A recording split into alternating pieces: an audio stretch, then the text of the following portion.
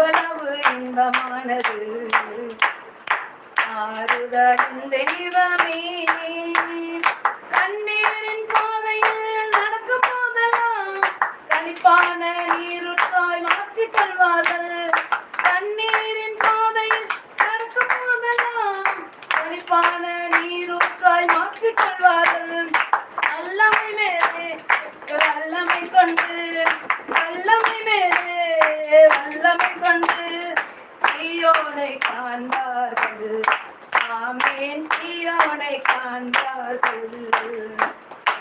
ஆறுதலின் தெய்வமே உம்முடைய திரு சமூகம் எவ்வளவு இன்பமானது.